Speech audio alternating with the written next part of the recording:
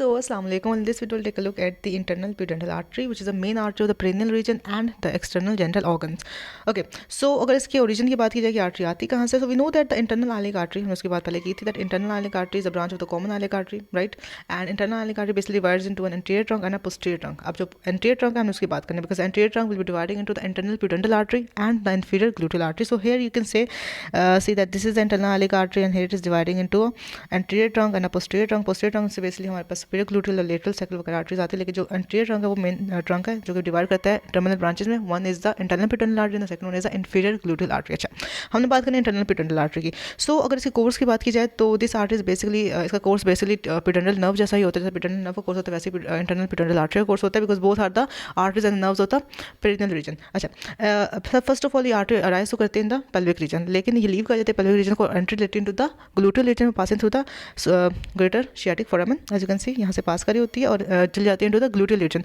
वहाँ पर बेसिकली ये कुछ ब्रांचेस रहती है definitely, and then it leaves the gluteal region by passing through the lesser sciatic foramen and back into the pelvic region. pelvic region में आकर ये basically move करते हैं through the pudendal canal, और pudendal canal में से हमारे pudendal nerve भी move कर रहे होते हैं. ये canal basically ischial fossa के lateral wall में हमने देखा था जब हमने ischial fossa को study किया था. So वहाँ पर जाकर this artery is basically then further इसकी जो you can say termination होती है वो होती है by being continuing as the artery of the penis or the artery of the clitoris, और जब उन्होंने फिर बाकी में डिवाइड कर जाता है into the deep and dorsal artery of the penis and clitoris respectively.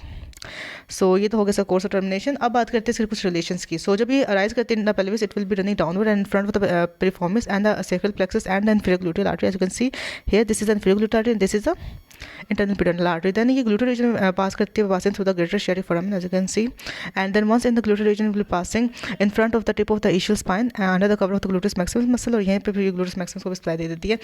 And then ये लीव करती है gluteal region को by passing through the lesser sciatic foramen and enter होती है into the pudendal canal, and where basically it will be present. Okay, so then as you can see that pudendal canal में move कर जाती है, then जो कि present होता है that lateral wall होता है ischial fossa on the और ये present होता है above the lower margin of the ischial tuberosity. अच्छा, यहाँ पे इसके रिलेशंस होते हैं कि ये रिलेटेड होते हैं to the dorsal nerve above and to the perineal nerve below, right? And afterwards we'll be seeing that ये आर्टरी जब होती है into the pudendal canal तो वहाँ पे दो इंपॉर्टेंट ब्रांचेस देती है. पोस्टीरियर पार्ट में देती है inferior rectal artery और इसके एंटीरियर पार्ट में देती है perineal artery, right? So then further ये कंटिन्यू कर जाती है itself as the artery of the penis or artery of the clitoris into the by crossing the perineal membrane. और आपको पता है कि perineal membrane से posteriorly we have the deep perineal space और perineal membrane के superficially we have the superficial perineal space. तो once in the superficial perineal space वहाँ पे ये external genital organs को supply दे देती है, और यही उसका पर्पस भी है to supply the perineal region and to supply the external genital organs. अच्छा जी, मेन चीज़ होती है इस आर्टरी की ब्रांचेस कौन कौन सी है, so that we might as you can see कि इसके पोस्टीरियर पार्ट में से देनी होती है inferior rectal artery, उसके एंटीरियर पार्ट में से देनी होती है हमारे पास perineal artery, राइट? सो ये दो मेन ब्रांचेस होती हैं इनटू द pudendal canal. अच्छा, first of all let's talk about the inferior rectal artery जो कि इसकी फर्स्ट ब्रांच होती है into the pudendal canal. Okay, so this artery will be accompanying the pudendal nerve, right?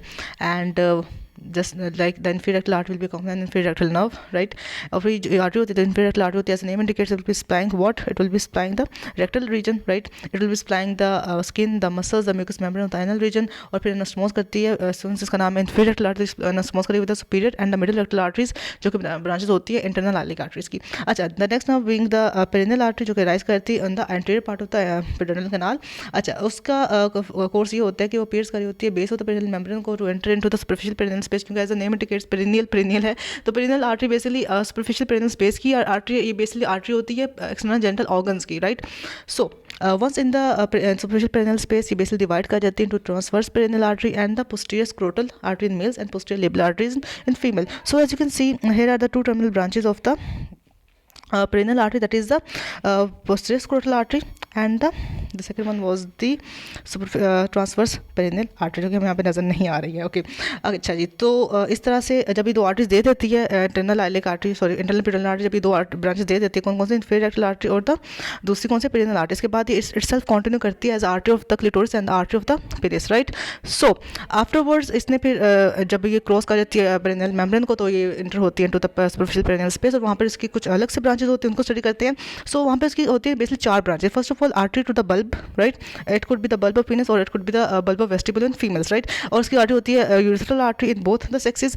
Third branch होती है इसकी deep artery of the penis या clitoris, और फोर्थ ब्रांच होती है इसकी डोर्सल आर्टरी ऑफ पेनिस या क्लिटोरिस. बेसिकली ये दो ब्रांचेस होती हैं, ये दोनों इसकी टर्मिनल ब्रांचेस होती है, इसकी एंड की ब्रांचेस होती हैं, राइट. अच्छा, अब बात करते हैं कि सप्लाई की कहाँ देती है. एज एन नेम इंडिकेट, जो हमारे पास है ये सारी जितनी भी आर्टरीज हैं, जितनी भी बात की artery bulb of penis, urethral artery या डोर्सल आर्टरी ऑफ पेनिस या डीप आर्टरी, ये सारी की सारी बेसिकली क्रॉस करती है पेरिनेल मेम्ब्रेन को to reach the superficial perineal space. जो बल्ब ऑफ पेनिस की artery, as a told you, bulb of penis को सप्लाई करेगी और बल्ब ऑफ वेस्टिबुल को सप्लाई करेगी इन द फीमेल्स. जो सेकंड ब्रांच है यूरिथ्रल आर्टरी बेसिस सप्लाई करती है कॉर्पस स्पोंजियोसम को, राइट, और एंटीरियर पार्ट ऑफ यूरिथ्रा को. और जो आर्टरी है द डीप आर्टरी पेनिस की या डीप आर्टरी क्लिटोरिस को सप्लाई करती है कॉर्पस कैवर्नोसम को. अब कॉर्पस कैवर्नोसम को सप्लाई करती है डीप आर्टरी और कॉर्पस स्पोंजियोसम सप्लाई करती है यूरिथ्रल आर्टरी. हमने बात याद रखनी, ठीक है. और जो final branch that was the dorsal artery of the penis, dorsal artery of clitoris supply करेगी स्किन और fascia of the body of the penis को, या फिर ग्लैंड्स और ग्लैंड्स पेनिस को और ग्लैंड्स क्लोरिडिस को इन द क्लिटोरिडिस को इन द फीमेल्स, राइट.